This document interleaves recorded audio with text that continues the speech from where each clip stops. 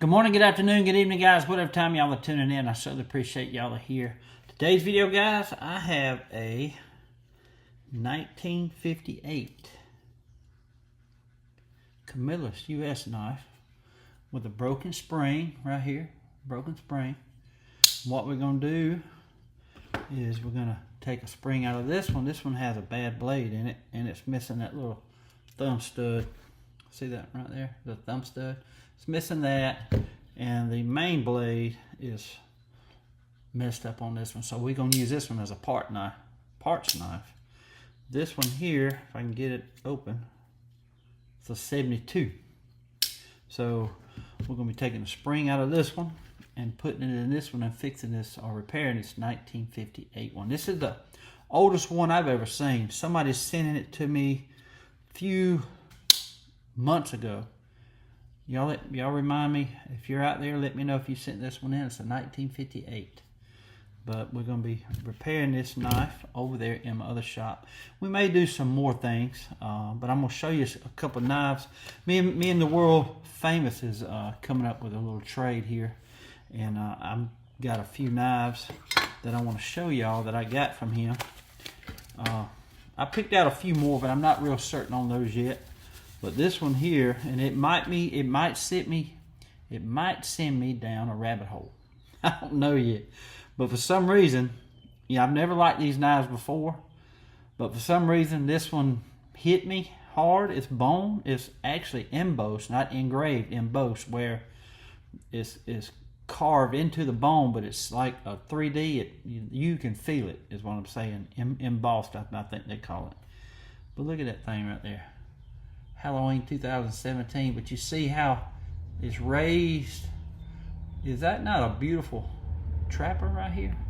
It may send me down a rabbit hole wanting to collect Halloween knives now. But another thing that grabbed me, look at that serrated blade. Ain't that awesome?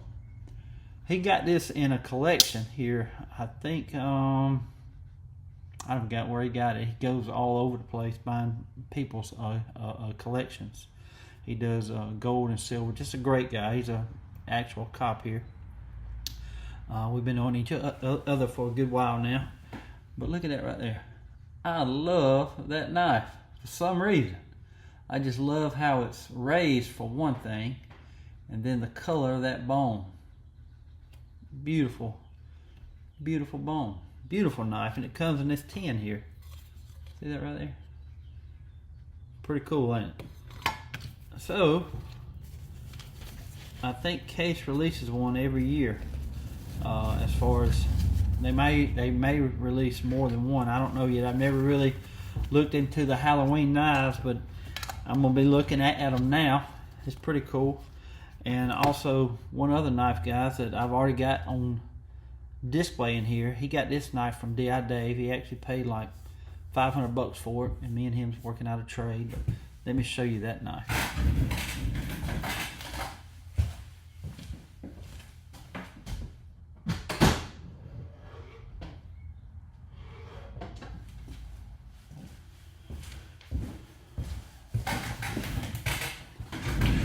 There it is right there. It's the Randall. I think they call it the 24. It's actually a boot knife dagger. Good morning. Good morning, Kevin. I hope you've got a fresh cup and a blade close by. What are we working on today? Ready to dive into another story, a restoration, or maybe a little knife school magic? Ms. Barlow is all ears and sharpened up. Can you tell me about the Randall Model 24? I think it's the dagger. This Randall Model 24 Guardian is a compact double-edged dagger designed in 1978 specifically for law enforcement and undercover agents seeking a reliable, easily concealable backup weapon. Its 4-inch blade, crafted from 3/16-inch stainless steel, features approximately 2.5 inches of sharpened edge and includes thumb notches on both the top and bottom for enhanced grip. The handle, typically made from black micarta, is concavely contoured for comfort and paired with a nickel-silver reduced hilt. The knife measures approximately 7.75 inches in overall length and weighs about 4.2 ounces. Each Guardian comes with a leather concealment sheath often designed for boot or inside the waistband carry. As with all Randall-made knives, the Model 24 is handcrafted in Orlando, Florida, maintaining the company's legacy of producing high-quality, custom knives. Due to the meticulous craftsmanship involved, ordering directly from Randall can entail a wait time of up to 7 years. Ain't that cool? I think that's Micarta handles or G10. I'm not real sure. I might have to look it up, but he bought this from D.I. Dave, and I was wanting it at the time, but I didn't want to spend the money on it at the time because I had just done something. I can't remember. But anyway, this is going to be in my collection. So now I have 1, 2, 3, 4, 5. This is my 6th Randall right here. Ain't that awesome? Beautiful, beautiful addition to my Randall, the collection. Thank you, Mr. D.I. Dave, for selling this to the world famous, because now I have it. I love it. I really do. I'm going to put it up and I'm going to show you where I have it at. Right over here, guys. I got it right here. That is the Jimmy Lyle knife. That's the number 1. That is the Copper Companion with a 5-inch blade, and that's the Camping Trail knife with a 5-inch blade. That right there is the number 25 with a 6-inch blade. That right there is the number 14 with a 7.5-inch blade. Pretty cool, and I picked this one up and this display case at down in Panama City at an antique store. That's when Randall started in 1938. But I have these different patches and the different Zippo, or different patches with a Zippo in here. But this one I just got from Mr. Lance Tyler the other day from Columbus. I thought it fit this box real good. Stab between the 2nd and 3rd rib and twist. That would hurt, I believe. But ain't this cool, guys? I love it. I love it. And don't forget, trust in the Lord with all your heart and lean not on your own understanding. In all your ways, acknowledge him, and he will direct your path. Proverbs 3, chapter 3, verses 5 and 6. Hoorah. Right here, guys, is a sheath I picked up from the world famous yesterday. Gave him $5 for it. He bought this down in Moultrie at the car show, car and part swap, or I don't know what they call it, but that's where they go and they show cars and they swap parts, sell parts. But they were selling knives down there too. He picked up this sheath, and it's gonna clean up good, guys. I'm gonna use a wire brush on the snap here and that right there, and wash it down with saddle soap. The stitching's in real good shape. That rivet's got to be cleaned up too. But it's gonna be a great little sheath. It's for a trapper, and I really love this side draw sheath, guys, for my trapper that I just redone here. Never been really a big trapper fan, but now I'm starting to be. Ever since I actually repaired this one here, I'm gonna be carrying it for a long time. I love it. I really do. It turned out beautiful, that bone did. And the penmanship worked out good too, guys. Beautiful, beautiful knife now. This is an 83 frame with 2012 blades. Very cool. So here, I just put it in there. It fits just like a glove. I may carry it in that sheath some as well. Well, anyway, guys, thank y'all for tuning in today, and I hope you enjoy the video. Okay, guys, I got the razor blade in place on the 1958. I'm fitting to cut that pin right there. Never tried to cut a pin here. I've always grounded head down and punched it out, but this is the first time I believe I'm cutting one of these. It's hard to get the razor blade down it because they're between the spring and the liner because it's so tight.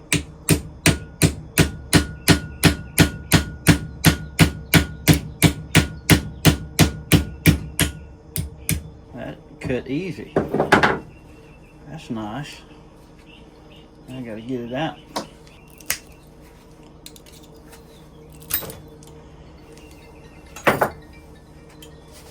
Boss is calling. Okay, the problem is getting this one out here. If I can get this one out, I may be able to punch the rest of it. There we go. Okay, now I should be able to, the tension is off that spring. So I'm gonna close them all up, then I'm gonna try to punch that one out right here. I think I got it that time or something. Yep, it's coming now. Thank goodness.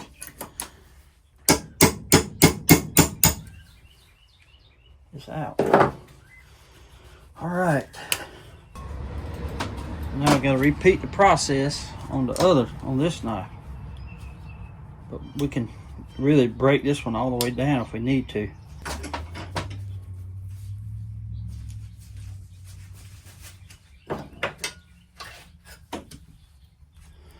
This one ain't gonna be easy. This one don't seem to be as tight as that other one was.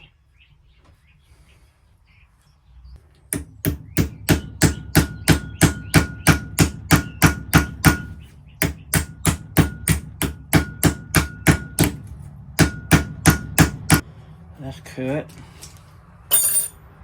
Now, look at there. Who's shy? And this should just punch right out of there. How about that? Then we're gonna clean this one up on my fiber wheel. See all that surface rust right there?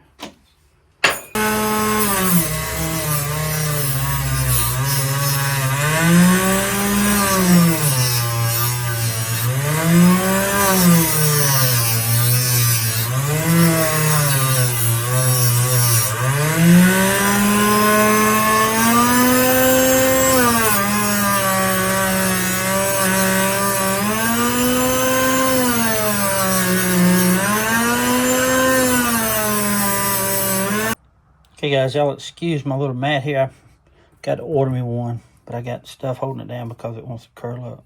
It's been here so long. But anyway, I'm going with a stainless steel pen this time. And this is that new spring. I'm going to put that. I actually got to open up these blades.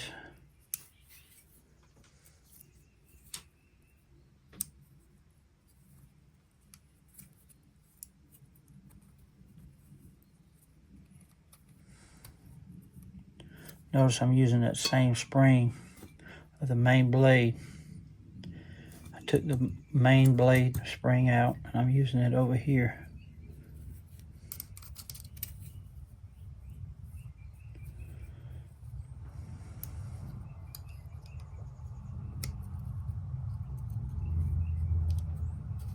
Okay, now we're going to get the vise.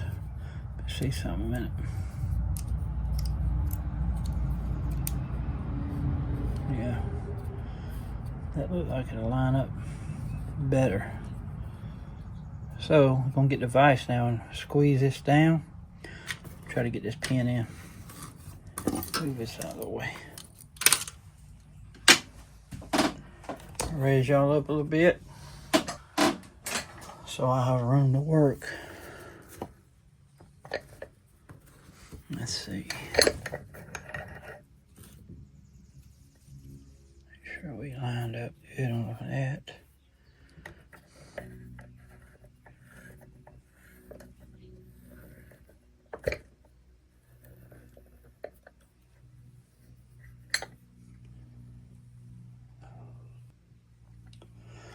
Okay, I can see directly through that hole, so we're fixing to put some grease or oil on this thing.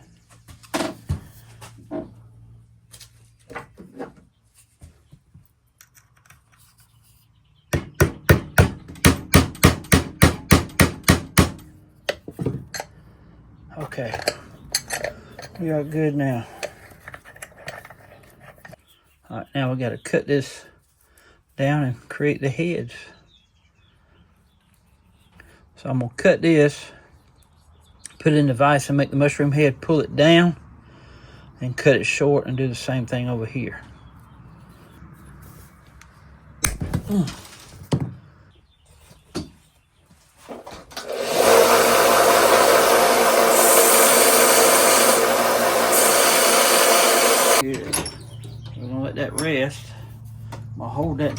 spring, right, or that pin. I'm gonna create that head real quick.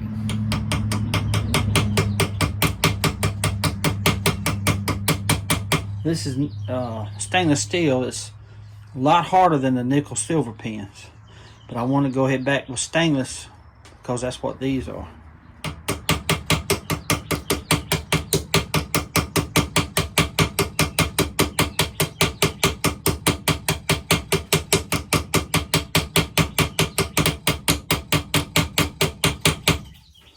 Alright, it should be good.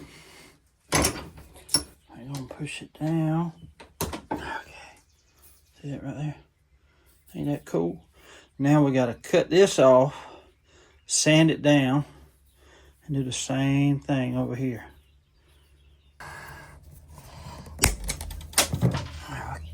There we go.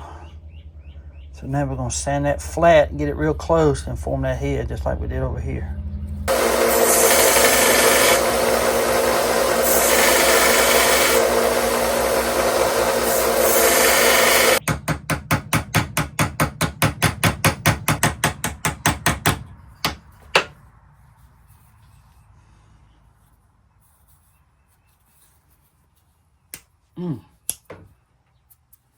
Tough spring.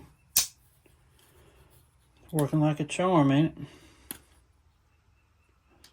it? Spring's tough.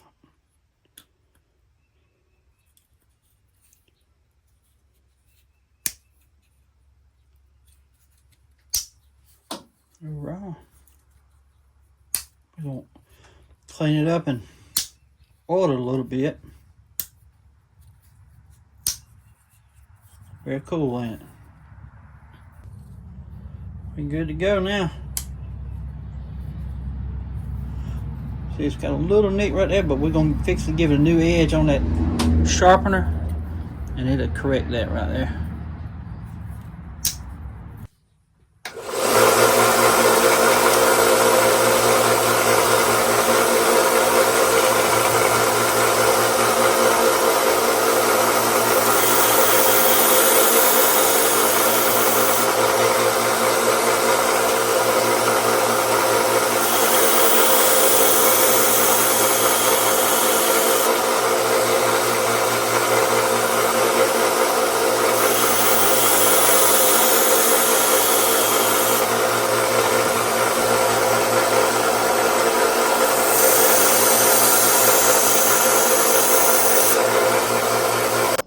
Okay guys, I'm fit to douse it with rim oil here.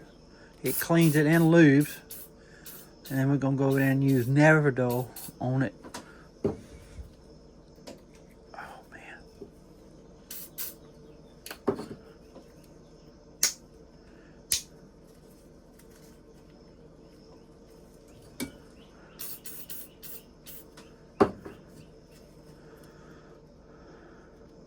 Here's a line of rust right there. I'm gonna hit it with the, probably gonna go ahead and hit it with my wire brush while I'm over here. Get that line of rust right there. I'm gonna wipe it down.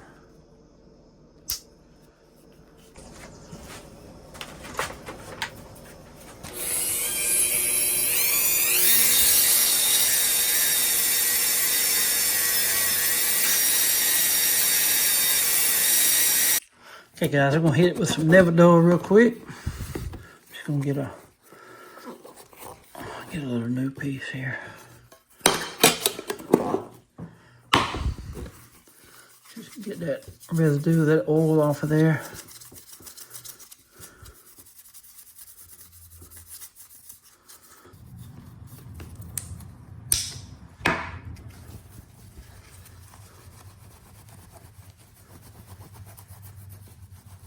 Okay guys, here it is. The 1958 Camillus US military knife. There it is right there, 1958 guys. And you see I repaired that little nick up there when I gave it that new edge, and it's sharp too. See there, looks good. Great snap on all the blades. And that rust spot's gone, see? Beautiful work, beautiful piece. I like that little thumb stud on there, but it's got a flat tip screwdriver. Got the bottle opener right there, and you got your trusty can opener right there. And again, this is the punch blade. And of course the main blade. And it's clean down on the inside.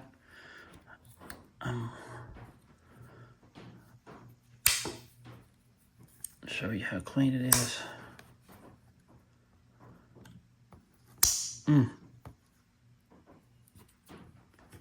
See there? It's clean now. Very, very clean.